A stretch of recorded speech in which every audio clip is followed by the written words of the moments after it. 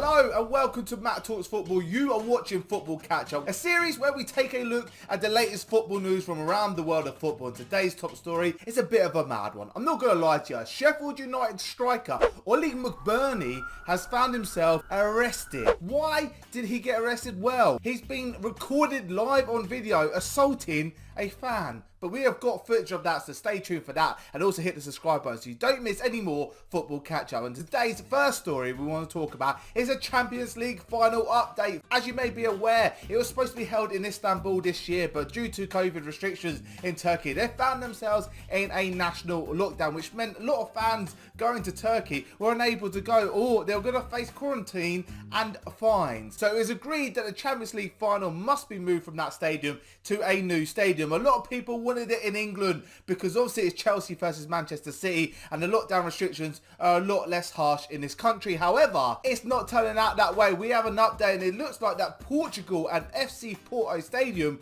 will be the host of this year's final. And the reason for this was reportedly due to 2,000 members of the VIP UEFA guest list who are going to the final unable to travel to London due to quarantine reasons. So UEFA have catered for them 2,000 VIP guests rather than the thousands and thousands of English fans, because why would you care about fans? Oh wait, you said you did care about the fans when the Super League was introduced, and now you're catering to your 2,000 VIPs.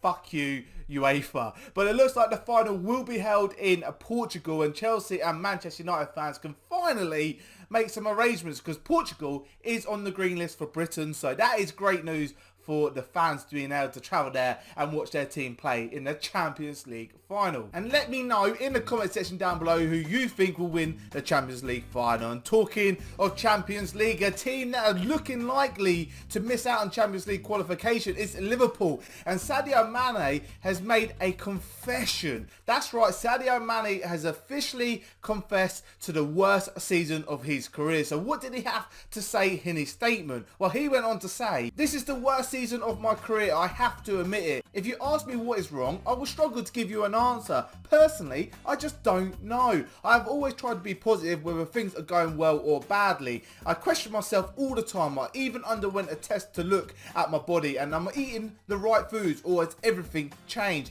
But they checked and the test results say everything is fine. I need to understand that in life there are ups and downs and I'll keep on working hard. And perhaps in time this situation will pass." Now don't get me wrong, Sadio Mane, he's been on the verge of his high standard fucking terrible, but he's still doing a job for Liverpool. He's still a great player, so for him to come out and take that criticism on the chin like a man, I've got to respect that. You know, a lot of people would hide away from that, but Sadio Mane has agreed he has had one of the worst seasons he's ever had as a footballer, and hopefully he can bounce back because Liverpool need him more than ever next season. And talking of not being needed, we're talking about Man City Premier League winning defender Laporte, who has seemingly quit France national team. That's right, this is a 26-year-old who has never received a French national call-up. He's been involved in all the youth setups up to the under-21s, but he's never been selected for France, even though he plays for arguably one of the best teams in the world. How does that make sense? I don't know. Didier Deschamps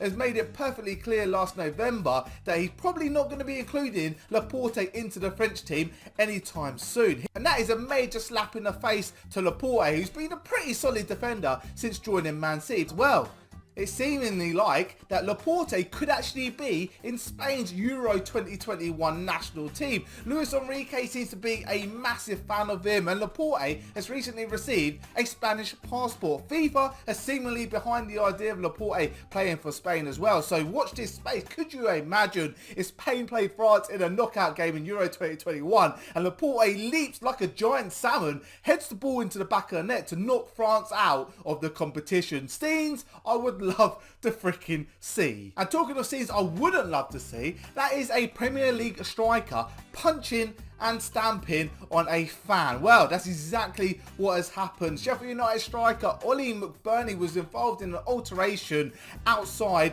on the streets of, I'm assuming, Sheffield, where he got into a confrontation with a Sheffield United fan, and this is what has happened. Ready, man. Are you ready, will you?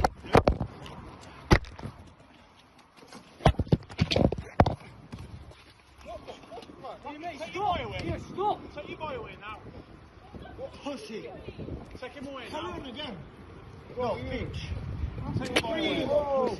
Take your boy away now. Take your boy away.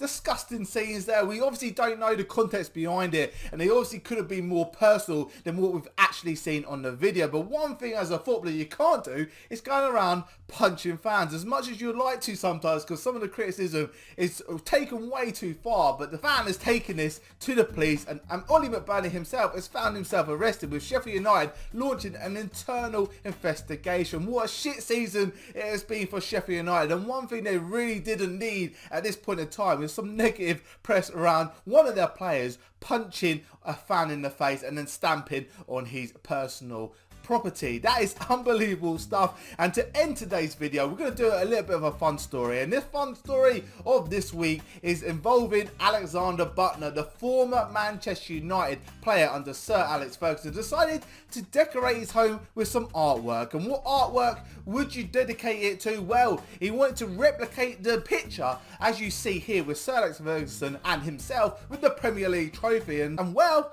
it didn't quite turn out the way we expected. Just take a look. Mission failed. We'll get them next time.